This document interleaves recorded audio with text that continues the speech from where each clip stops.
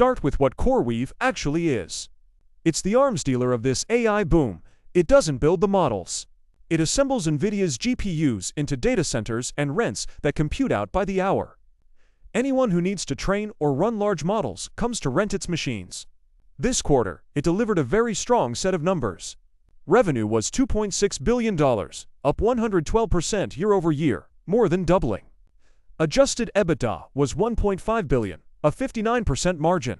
The scale is there, and the profitability is improving. But what really excited the market was the order book. CoreWeave's contracted backlog now stands at $104 billion, up 246% year-over-year. This is signed, locked-in future revenue, more than 10 times its current annual revenue run rate.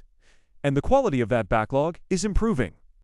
Management said more than half of the existing backlog is now attached to contracts where customer delivery has already commenced, and they expect that to exceed 2/3 by year-end.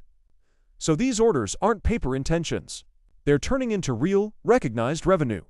Profitability also hit an inflection point. Adjusted operating income was $128 million this quarter, with margins expanding meaningfully. Management's framing is that scale is starting to translate into operating leverage, and they guided operating margin to reach the low teens by the fourth quarter. Because both demand and delivery beat plan, the company raised its full-year guidance for revenue, operating income, and capital expenditure across the board.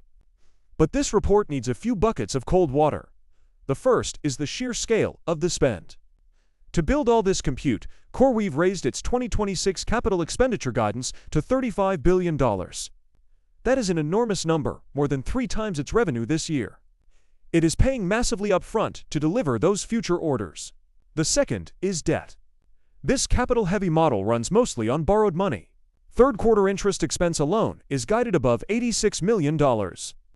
A large part of the money to buy GPUs and build data centers is borrowed, which makes it very sensitive to interest rates and refinancing.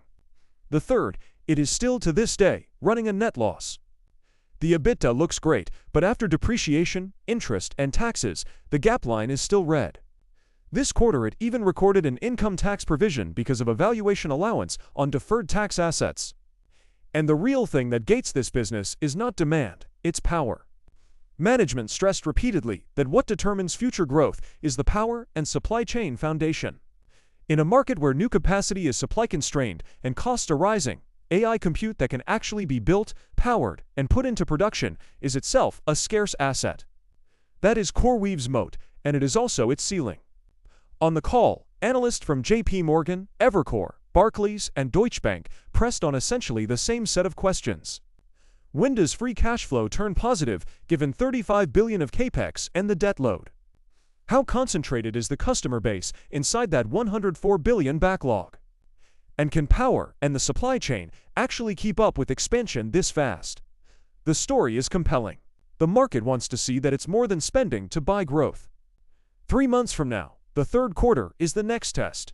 Watch 3 things. First, whether that $104 billion backlog keeps converting into recognized revenue steadily. Second, whether the margin curve climbing toward the low teens and free cash flow actually materialize. Third, whether power, supply chain, and debt, the 3 hard constraints, suddenly choke the expansion in some quarter. Get those 3 clear, and CoreWeave's story, from spending to buy orders to actually making money, is finally validated.